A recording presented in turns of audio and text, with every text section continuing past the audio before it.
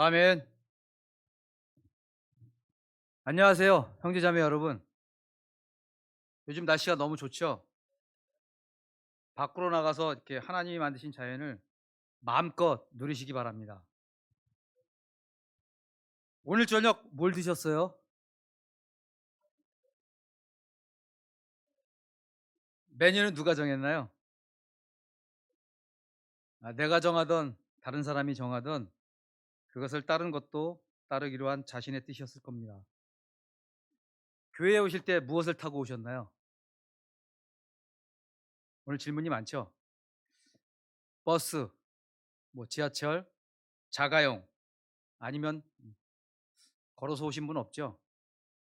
아, 그래요? 집에서 예배 보시는 분도 계신데요. 그것 또한 자신의 뜻일 것입니다. 오늘이란 시간 동안에 누굴 만날지, 아무도 안 만날지도 내가 결정합니다.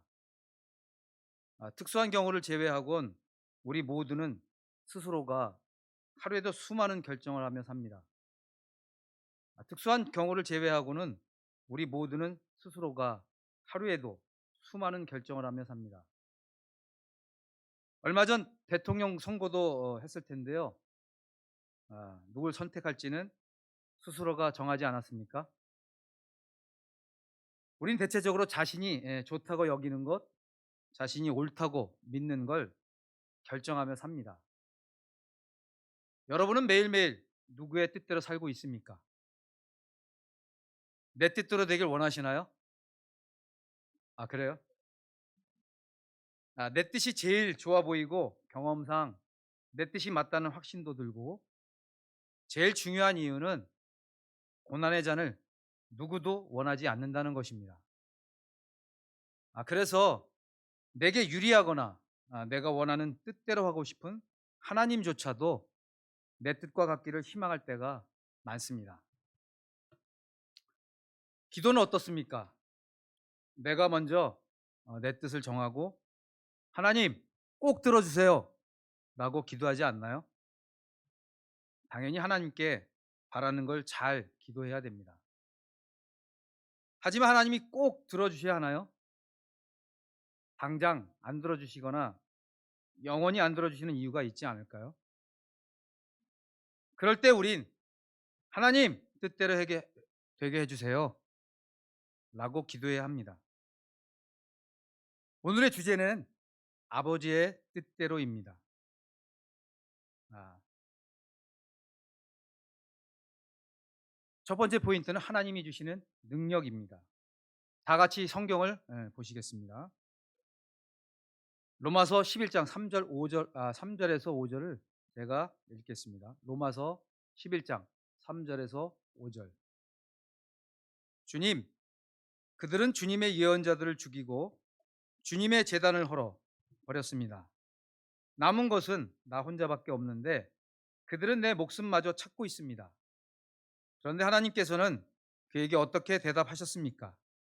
내가 바알에게 무릎을 꿇지 않은 사람 7천 명을 내 앞에 남겨두었다 하셨습니다. 이와 같이 지금 이 시기에도 은혜로 택하심을 입은 사람들이 남아 있습니다. 아멘.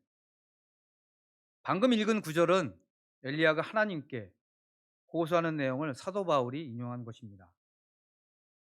당시 로마의 성도들은 환난과 박해와 굶주림 등 많은 어려움을 겪고 있었고 그 역경들은 죽음의 두려움과 혼자 남긴 듯한 고립감을 주었습니다. 엘리야의 두려움은 어땠을까요? 하나님을 따르는 사람도 다 죽고 하나님의 제단도 무너지고 혼자만 남았습니다. 자신도 언제 죽을지 모르는 이 상황이 너무 두렵고 포기하고 싶고 희망마저 잃어버린 듯 했습니다. 그런데도 하나님은 엘리야에게 능력을 주지 않으셨습니다. 하나님은 그 대신 내가 바알에게 무릎 꿇지 않은 사람 7천 명을 내 앞에 남겨두었다고 하셨습니다. 단순히 생각해 보면 하나님이 엘리야에게 능력을 주시면 간단할 일을 하나님은 왜 별로 지혜롭지 않아 보이는 방법으로 처리하셨을까요? 우리 모두는 능력 있는 사람이 되고 싶어 합니다. 그래서 하나님이 나에게 넘치는 능력을 주시길 원합니다. 다들 아시겠지만 제가 1995년부터 2000년까지 부산 미션팀을 다녀왔습니다. 그때 나이가 30대 초반이었고요. 혈기왕성했던 시절이었습니다. 일명 돌도 씹어 먹던 시절이었죠. 그 당시 미션팀으로 갔던 형제 자매들은 서울에서의 안락한 직장을 버리고 부산으로 갔습니다. 하나님을 위해 무엇도 아깝지 않았고 미션을 위해 모든 걸 버릴 수 있었습니다. 부산에 가서는 가는 곳마다 전도하며 제 개인의 삶은 사치처럼 여겨졌습니다. 그 결과 성경 공부가 끊이지 않았고 많은 젊은 직장인과 대학생들이 세례를 받았습니다. 초대받은 친구가 따라왔다가 세례를 받거나 또 알바를 갔다가 손님을 초대해 세례를 받는 일도 있었습니다. 그 시절 여러분 혹시 삐삐 아시나요? 그 시절은 삐삐를 사용하던 시절이었고요. 형제 집에는 전화가 한 대밖에 없었습니다. 집 앞 공중전화는 늘 형제들로 경쟁이 치열했습니다. 전화번호와 인상착의를 빼곡히 기록한 작은 수첩을 들고 공중전에서 수십 개의 삐삐를 칩니다. 그리고 재빠르게 집으로 돌아가서 전화를 기다리곤 했습니다. 그렇게 많은 사람들이 하나님을 믿게 되었고 미션팀으로 갔던 우리들은 믿음의 승리를 맛보았습니다. 하나님이 나를 사용해 일하시는 것이라고 확신했습니다. 만약 그것이 나의 능력이었다면 얼마나 좋았을까요? 그랬다면 저는 계속해서 그런 일을 할 수 있지 않았을까요? 하지만 그런 일은 지속적으로 일어나지는 않았습니다. 아니 오히려 어려운 시련의 시간이 그 이후로 제 삶에는 오랜 기간 지속되었습니다. 하나님의 방법은 어떤가요? 나에게 모든 능력을 직접 주시기보다 능력 있는 사람들을 보내주신다는 것입니다.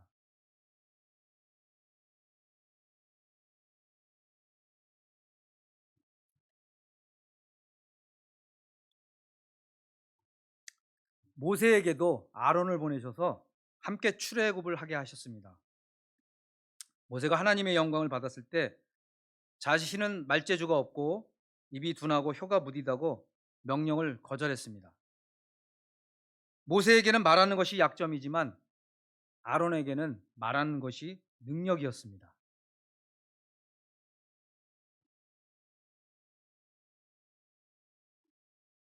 하나님은 모세의 약점을 보완해 줄 아론을 보내주셨습니다. 그래서 하나님의 계획이 완벽하게 이루어질 수 있는 것입니다. 우린 삶에서나 교회에서나 종종 어려운 일을 겪습니다. 그럴 때 내가 모든 것을 완벽하게 해낼 수 있다면 얼마나 좋을까요? 하나님이 각 사람에게 완벽한 능력을 주셨다면 어떨까요? 모든 문제와 어려움을 잘 헤쳐나갈 수 있을 겁니다. 하지만 하나님의 방법은 사람들에게 그 능력을 나눠주셨다는 것입니다. 서로 돕지 않으면 안 되게 말이죠. 현재 제가 속해 있는 스카이 패밀리 그룹이 있습니다. 저희 그룹은 한 개의 바이블톡에서 시작해서 지금은 세 개의 바이블톡으로 연결되어 있습니다. 사실 저희 그룹은 5년 전 명동과 강소로 교회가 나가면서 갈 곳 없던 제자들이 모여 만든 바이블톡입니다. 과거의 일들로 마음의 상처들이 해결되지 않았던 제자들도 있었고요. 지쳐서 쉼이 필요했던 제자들도 있었습니다. 우리는 서로를 진심으로 사랑하기에 힘썼습니다. 상처가 아물 때까지 기다리기도 하고 힘들면 힘든 대로 마음 편히 쉴 수 있게 했습니다. 선한 일을 하기 위해 애썼고 교회에 덕이 되고 필요가 있는 곳이면 어디든 가고 무엇이든 했습니다. 서로를 비난하지 않고 격려하며 판단하지 않고 믿어주었습니다. 갈 곳이 없는 제자들은 누구든 따뜻하게 받아주었고 지금은 세 개의 바이블톡이 있습니다. 스카이그룹에서 하나 아쉬웠던 점은 한 부부의 레스토레이션 이후에는 세례가 없었다는 것이었습니다. 세례를 위해 함께 기도하며 또 전도하고 다양한 모임을 했지만 하나님은 주시지 않았습니다. 그렇다면 부산 미션팀을 갔을 때와 무엇이 다를까요? 예전에 성경 공부도 쉽게 셋업이 되고 세례도 많이 나왔는데 왜 지금은 어려울까요? 그때가 맞고 지금은 틀린 걸까요? 세례가 없으면 열매 없는 삶일까요? 아니면 지금이 맞고 그때가 틀린 걸까요? 무엇이 맞고 무엇이 틀린지는 하나님만 알 수 있습니다. 하나님의 주시는 능력도 결과도 내가 원하는 방향대로 이루어지길 바라고 있지는 않나요? 누가 감히 하나님이 틀렸어 라고 얘기할 수 있나요? 다 같이 성경을 보시겠습니다.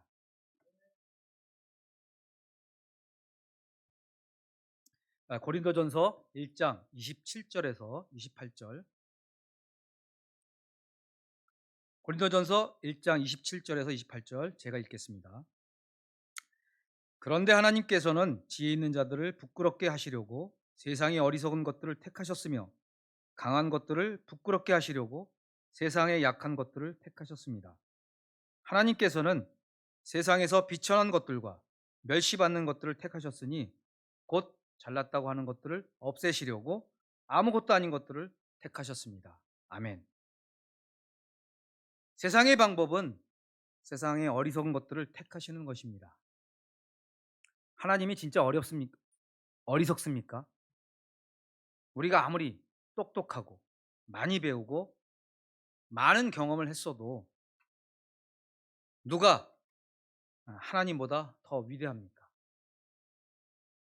누군가가 교회를 완벽한 교육과 방법으로 바꾼다고 해서 하나님보다 더 지혜롭다 할 수 있습니까? 우리의 지혜나 능력이 얼마나 큰지는 중요하지 않습니다. 하나님의 능력과 지혜가 우리의 삶을 인도하고 교회를 인도해야 합니다. 제 주변에도 저에게 없는 놀라운 능력을 받은 제자들이 많이 있습니다. 서로가 보완이 되고 협력하여 하나님의 놀라운 계획에 동참하고 하나님의 나라가 완성이 됩니다. 하나님의 나라는 한 사람의 지혜나 능력으로 움직일 수 없습니다. 하나님의 방법은 하나님께 받은 각자의 능력을 합하는 것입니다. 오늘의 두 번째 포인트는 하나님이 원하는 자리입니다. 제가 축구 선수 출신이니까 축구 이야기를 잠깐 좀 해보겠습니다.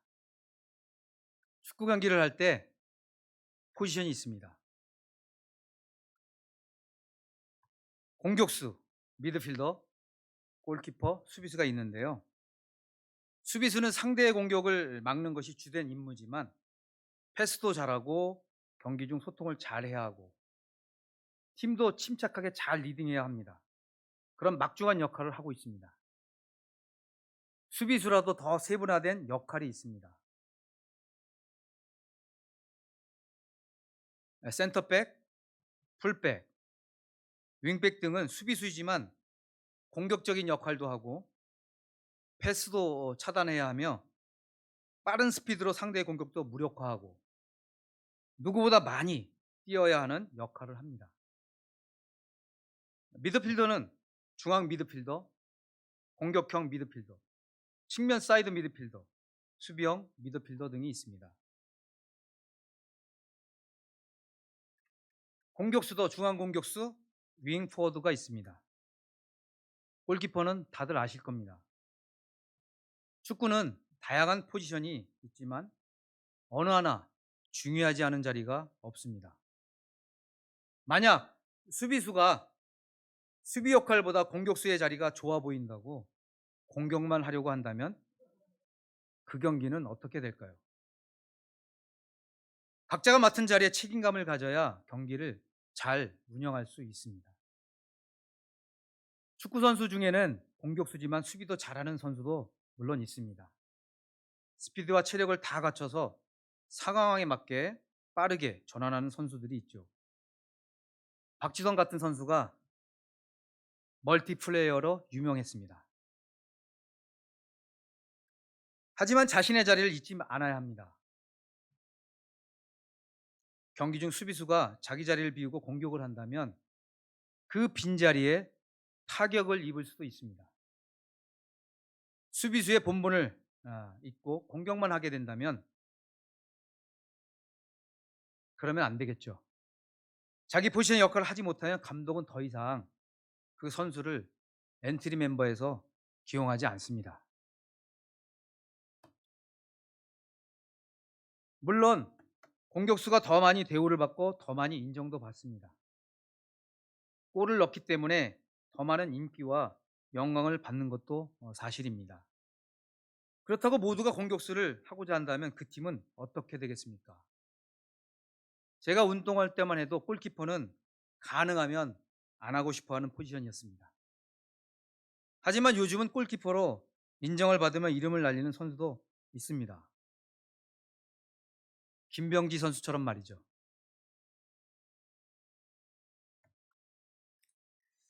자기 포지션에 대한 불만보다 더 열심히 훈련해서 자기 역할의 최고가 됩니다.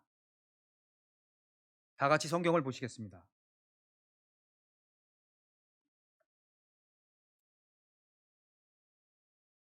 고린도전서 12장 18절, 21절, 25절, 26절을 제가 이어서 읽어드리겠습니다.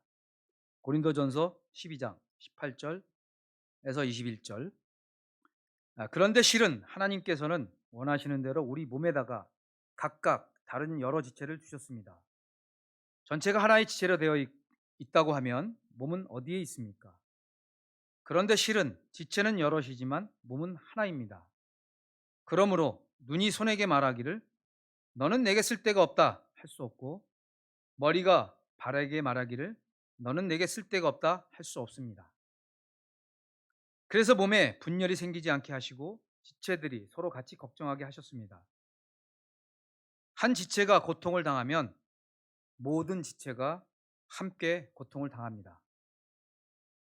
한 지체가 영광을 받으면 모든 지체가 함께 기뻐합니다. 아멘.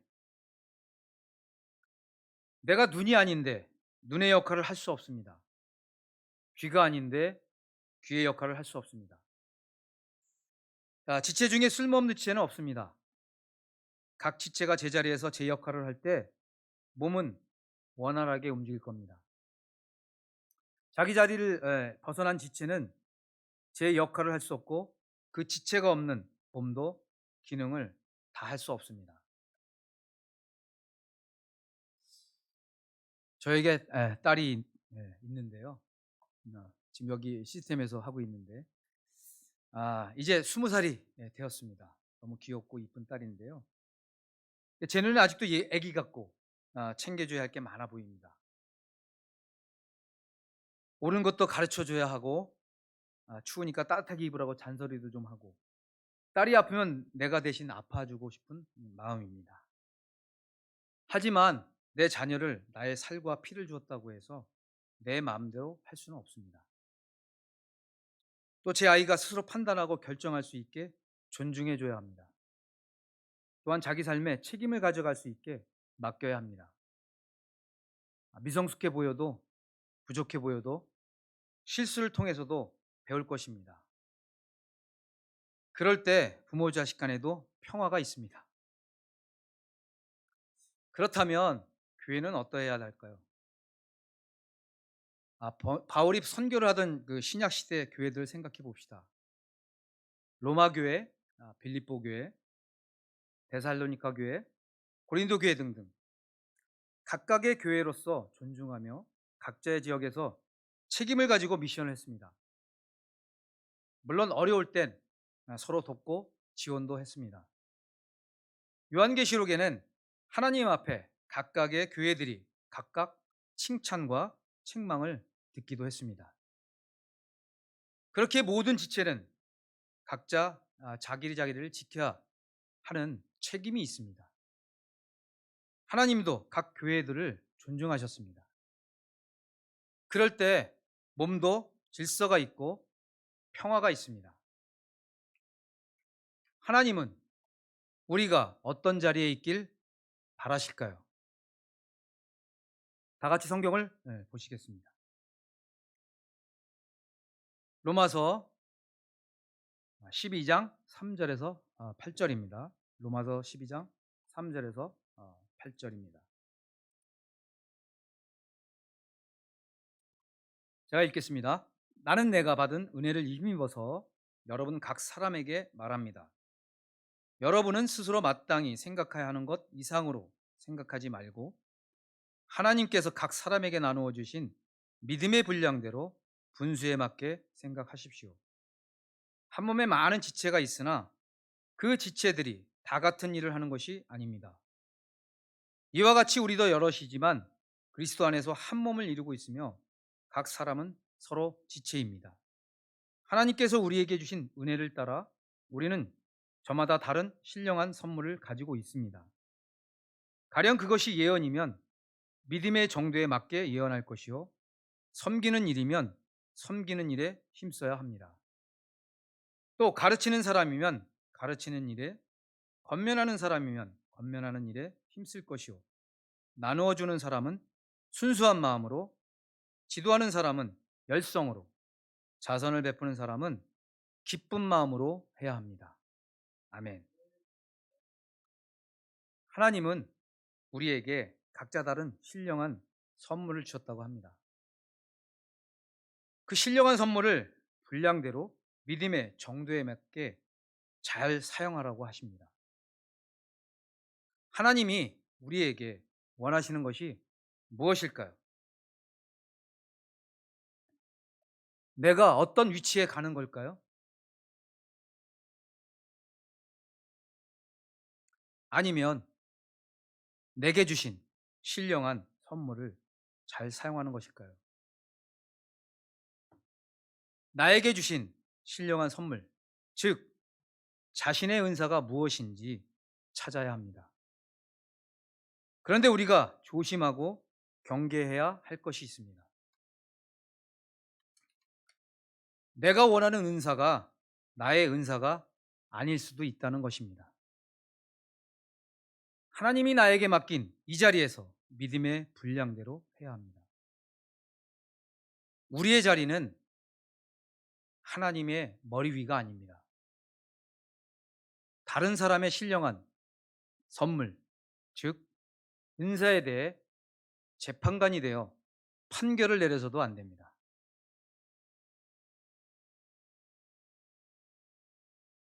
각자가 하나님 심판대 앞에 설 것입니다. 그러니 내가 다른 사람을 심판하지 말고 각자가 지체로서의 역할을 잘 합시다. 아멘. 오늘 두 가지 포인트로 말씀을 나눴습니다. 첫 번째는 하나님이 주시는 능력입니다. 하나님의 방법은 나에게 모든 능력을 다 주시기보다 능력을 여러 형제자매에게 나누시고 그들과 함께 일하길 원하신다는 뜻입니다. 두 번째 포인트는 하나님이 원하는 자리입니다. 각자의 자리에서 각자의 믿음의 분량대로 하나님을 섬기는 것이 하나님의 방법입니다. 마지막으로 성경을 보시겠습니다. 고린도전서 3장 18절에서 20절, 고린도전서 3장 18절에서 20절을 제가 읽겠습니다. 아무도 자기를 속이지 말아야 합니다. 여러분 가운데서 누구든지 이 세상에서 지혜 있는 사람이라고 스스로 생각하거든 정말로 지혜 있는 사람이 되기 위하여 어리석은 사람이 되어야 합니다. 이 세상의 지혜는 하나님이 보시기에 어리석은 것입니다. 성경에 기록하기를 하나님께서는 지혜로운 자들을 자기 꾀에 빠지게 하신다 하였습니다. 또 기록하기를 주님께서 지혜로운 자들의 생각을 헛된 것으로 하신다 하였습니다. 아멘. 형제자매 여러분, 우리의 뜻이 옳아 보이고 지혜로워 보여도 하나님이 보시기에는 정말 어리석은 것입니다. 세상이 제시하는 방법을 버리고 하나님의 뜻대로만 되기를 바라면서 오늘 말씀을 마치겠습니다. 제가 기도하면서 마치겠습니다.